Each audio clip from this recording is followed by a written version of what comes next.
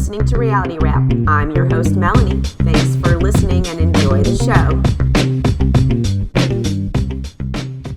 Hey guys, thanks for tuning in to Reality Wrap. I am back from my week off for Thanksgiving. I had a great time with my family that came in to visit. I ate way too much and I didn't sleep enough, so it's going to take me a little bit to kind of get back into my groove, but I am here today to recap last night's episode of The Real Housewives of Potomac, season 8, episode 4. And I'm going to be honest, this season so far has been a little bit of lackluster. We have a lot of women on the cast, but I feel like there really isn't much going on other than the Wendy and Nneka stuff. I feel like the first 2 episodes they were kind of revisiting and rehashing everything from last season and seeing each other for the first time. I don't know. I'm hoping it gets better now that we're 4 episodes in. I'm not quite sure how to feel about this whole situation between Wendy and Nneka. From what I'm seeing online, this whole Asu allegation that Ashley brought up and then misrepresented when she retold it to Wendy can actually cause a lot of problems within their cultural community that Wendy and Nneka actually belong to. And for Ashley just to be like, oh, well, haha, whoops, must have been the tequila. It's all just pretty shitty. And I'm so confused on whether Wendy and Nneka actually knew each other. It went from them not knowing each other to meeting in passing to now their husbands went to college together. It's so messy. At this point, it's just hard for me to see who is in the wrong. I think I have to ride the fence a little bit longer before I can make a call as to who I think is in the right or the wrong. I imagine more information will be coming out because this episode we learned that Eddie and Ike actually went to school together. That wasn't represented in the first 3 episodes, so I'm sure there's going to be more that's going to come out. What I really wish is that Nneka and Wendy would get together and go against Ashley, since she was clearly the one who started this whole thing, and I feel like she purposely brought up this article to Nneka just to start stirring the pot or whatever. And then the fact that she misrepresented it, I just laughed it off. I don't know. I definitely wish she would be held more accountable for this whole situation. And maybe she will be later on, and we're only 4 episodes in. All right, let's go ahead and get into the recap. So this episode starts with Nneka, and she's picking up Ike from the airport. On the way home, they're discussing Nneka's ovulation schedule. He seems to think that she's ovulating all the time. That he doesn't know that women only ovulate once a month, which seemed a little odd for a doctor not to know, but maybe that's not his specialty. I don't know. I feel like everybody kind of knows that, including men, but I'll give him the benefit of the doubt. Karen calls Nneka and invites her to play pickleball. Karen wants to bring the group back together, and she thinks that pickleball will help. And I had to laugh because neither Nneka or Ike knew what pickleball was, which in my area has been kind of a big thing for the last couple of years. I've played it. I'm not very good at it. On the days that I am good, I think it's just pure luck because I could literally be good at it one day and then like a week later I suck. So I'm just going to stick to running. Everyone else can play pickleball. Anyway, I just found it funny that neither of them, actually quite a few people didn't know what pickleball was on this episode, which surprised me since it has been around for a couple of years. We find out that one of Ike's cousins, who is friends with Wendy's sister, apparently she told Nneka that Wendy's sister told her that Wendy was upset about Nneka saying she knew Wendy, and Wendy felt that Nneka was doing this to clout chase or to get on the show, I guess. We also find out that Eddie went to school with Ike, and apparently Eddie and Ike used to follow each other on Facebook, but when Wendy's mom added Nneka's name to her shrine, Eddie went in and unfollowed Ike, which I found this whole thing super odd. A, that grown-ass adults are worried about who's following who on Facebook. And B, I found it odd that Ike even noticed that Eddie unfollowed him on Facebook.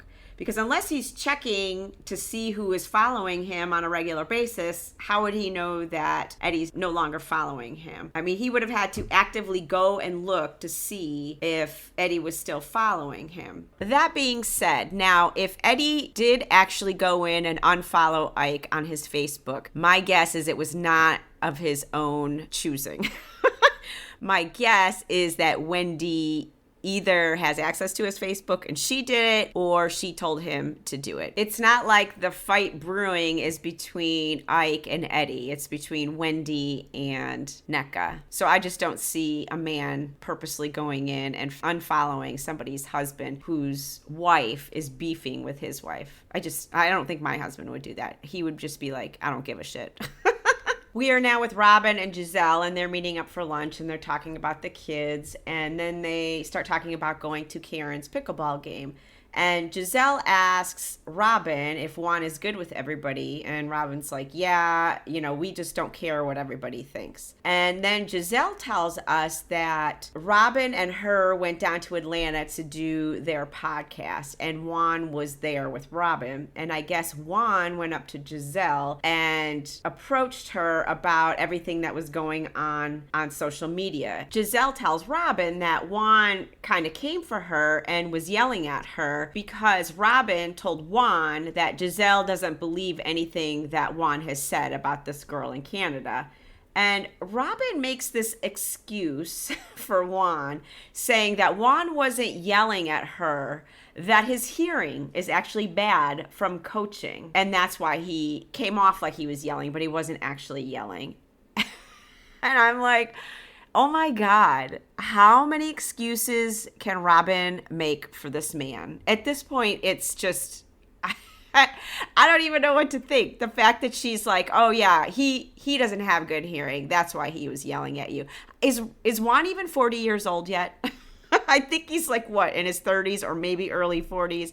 And Robin is blaming his yelling on him not being able to hear. I mean, Robin, you are making yourself look so stupid with the excuses that you use to cover for Juan. Giselle tells us that I guess Juan said, I am a very sexual guy, but I definitely didn't have sex with that woman. And I guess he repeated it a bunch of times. And at this point, Giselle has decided that she has nothing left to say about the subject. I get it. They're friends, so she's not going to keep pressing the subject with Robin. Why would she do that to her friend? But at the same time, the way she held Chris's feet to the fire over him just talking to her in a room when nobody was present and how uncomfortable it made her feel. We had a whole season about that. But her friend's husband yelling at her gets one episode and she's moving on. So, I mean, I get it. They're friends. But still, it didn't go unnoticed. Robin then tells Giselle about how she had gone to dinner with NECA and how NECA had told her that Wendy apparently is mad at her, at NECA, about saying she has met Wendy before. And I guess NECA's cousin, who we found out is actually her husband's cousin, is friends with Ivy, who is Wendy's sister. And Ivy told the cousin that Wendy was mad about NECA saying that she knew Wendy. Then apparently Wendy's mom said that people who use people's names are sinners and that she has a shrine that she has prayed against people on. Now, to me, as an outsider looking in, I feel like Ivy, Wendy's sister, was in the wrong by telling NECA's cousin something that her sister told to her, which I'm assuming is in confidence. Unless Wendy said, I don't care if you tell her this or not, why would she tell something that her sister told her to the cousin of the person that Wendy's upset with? I feel like that was pretty messy on Ivy's part, or Wendy's sister's part. So really, if I had to point a finger at somebody who I believe was at fault for starting this whole fight, I would have to say it's Ashley for bringing up the Osu thing in the first place and then not representing to Wendy what was actually said by NECA.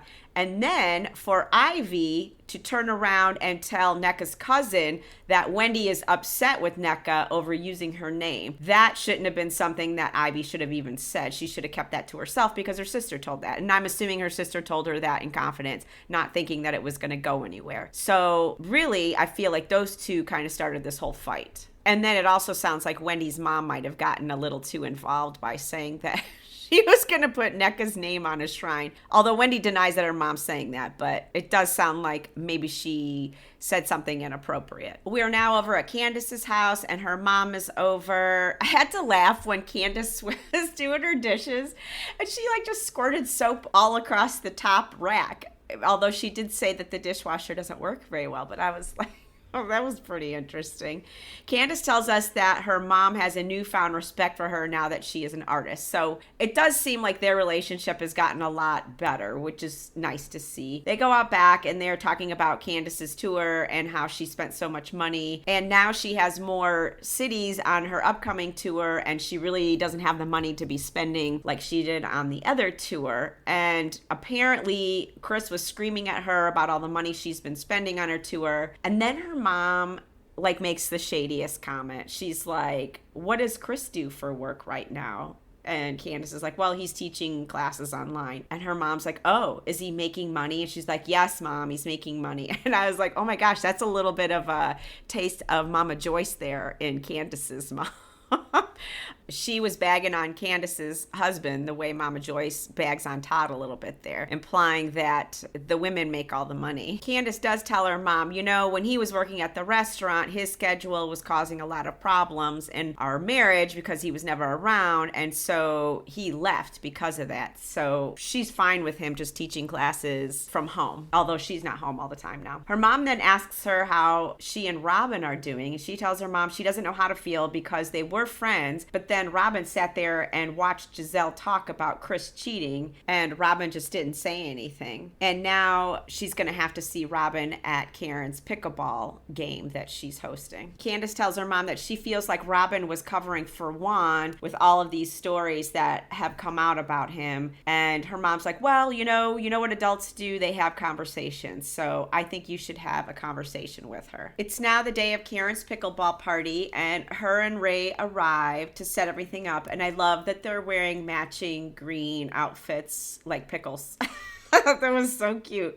Karen tells Ray that she's trying to get the girls to all get along today. So everybody starts to arrive and everybody's saying hello. And what's funny is I noticed that Mia and G both arrive in separate cars. And then when they're inside and everybody's saying hello to each other, G is just kind of standing off to the side and he's not really talking to anybody. So I thought that was kind of interesting foreshadowing with, obviously we know that Mia left G. Karen tells Candace and Wendy that she wants them to be open to conversation, but if anything goes wrong, not to blame her. Karen then pairs off everybody who doesn't get along onto a team. So we have Mia and Wendy, they're on a team, and Candace and Ashley are paired up. Robin and Juan arrive, and Robin is wearing this ghastly outfit. I don't know what she was thinking. It's like fishnet stockings with like bikini or underwear bottoms. I don't know. It was just bad. I don't know what she was thinking wearing this. Everybody makes a comment about Juan actually being there because, as we all know, he normally doesn't show up to these kinds of things. So for him to come walking in surprised everybody. Is that Juan Dixon?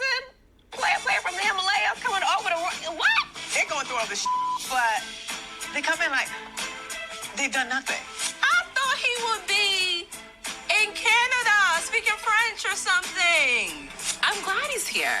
You know, why wouldn't he be? He doesn't have a job. It's either watch TV or come to pickleball. Come to pickleball.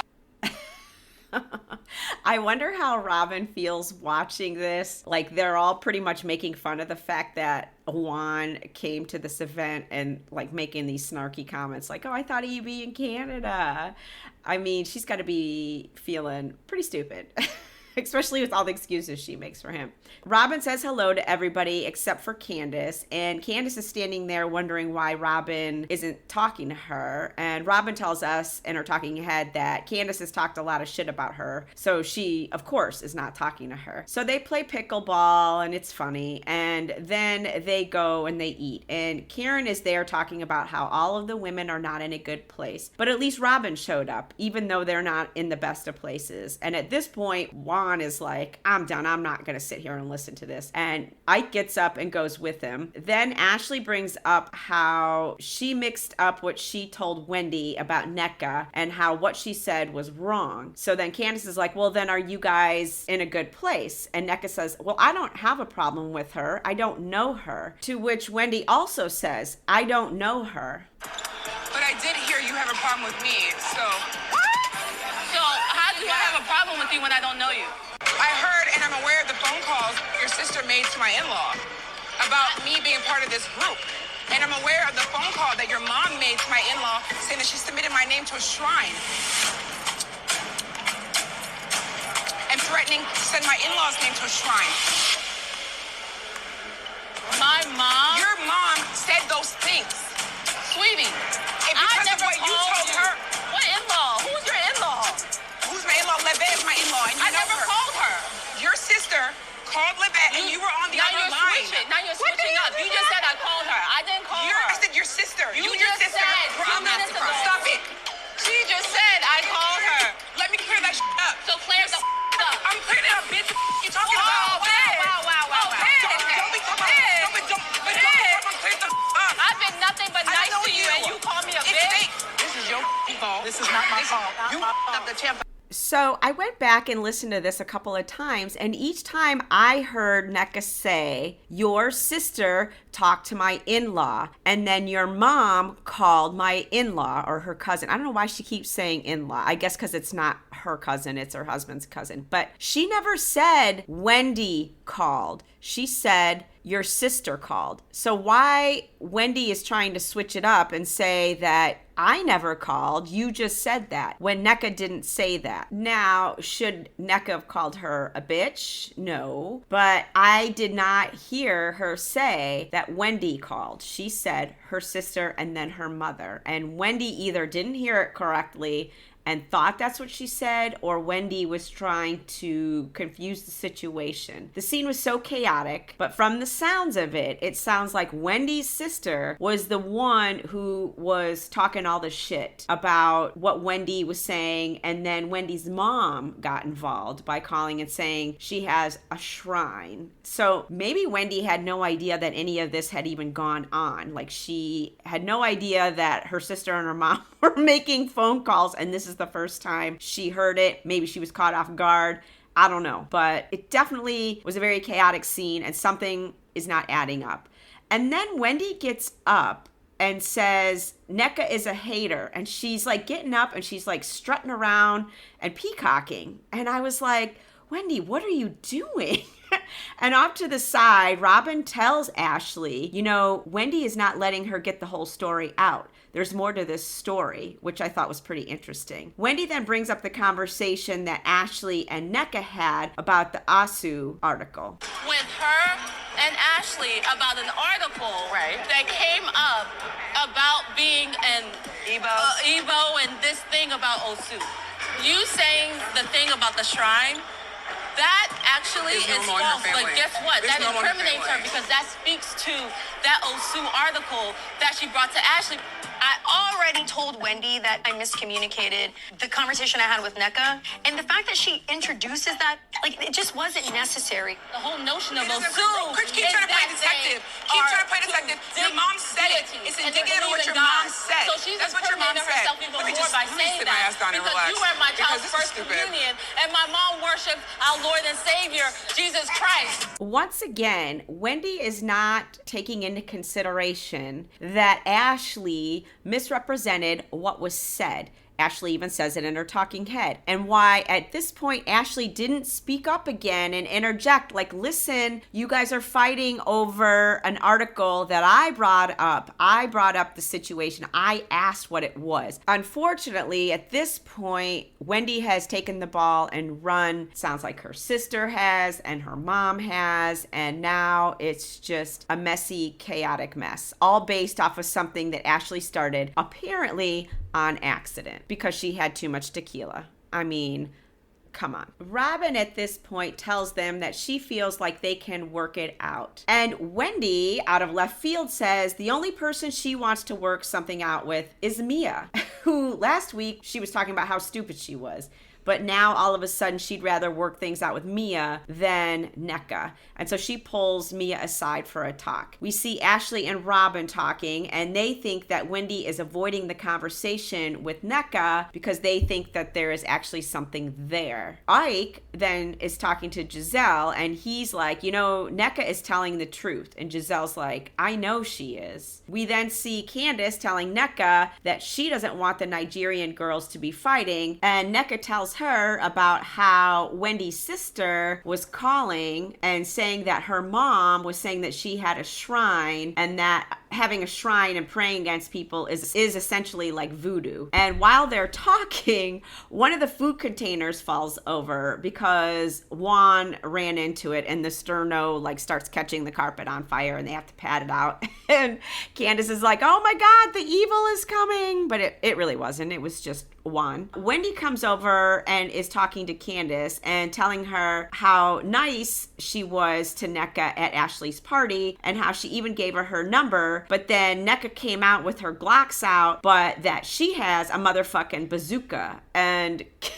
Candace's face, she was just like, oh my God. She walks off. She's like, I need water after that, which I don't blame her. I don't know what is going on with Wendy at this point. She is being like next level at this pickleball game. I don't know if her ego has gotten too big or she is in a corner and this is how she's reacting. Like she's just like peacocking and being like really ridiculous. This is definitely not behavior that you would see from a normal professor. That's all I'm saying. We then see NECA talking to Mia, and she's telling Mia how this all started after Wendy's mom called Ike's cousin and told her that she put NECA's name on her shrine. And after that, suddenly Eddie had unfollowed Ike on Facebook. And Mia's like, wait a minute, they followed each other on Facebook? And she's like, yeah, they actually went to college together. And this surprised everybody because nobody knew that Eddie and Ike were at a minimum acquaintances if they're following each other on Facebook. I was shocked because I was like, wait a minute, they acted like they didn't know each other. And if Eddie and Ike actually went to school with each other and were in the same, I forgot what the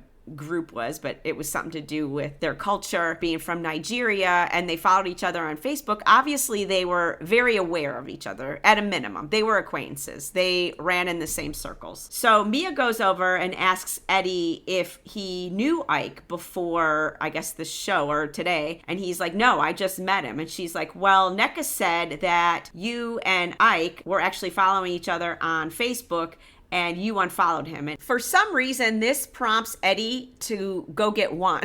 He doesn't really acknowledge what she just said.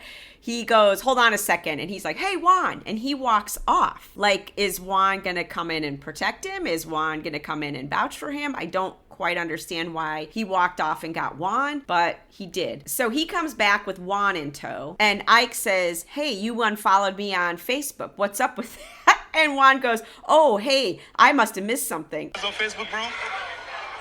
First of all, I just met you here today. Okay, so you don't know me. Say it. I just met you. No, you gotta say it with your chest. You don't know me, right, bro? It's okay. But don't get in my man's face, honey. Just back up. Bro. They allow us. We're not gonna do this. Ike don't turn into Ike Turner. You want to fight over Facebook? Facebook. If somebody doesn't remember you, then you're just not memorable. Nice. I'm not looking for anything in you. They're trying to get moments.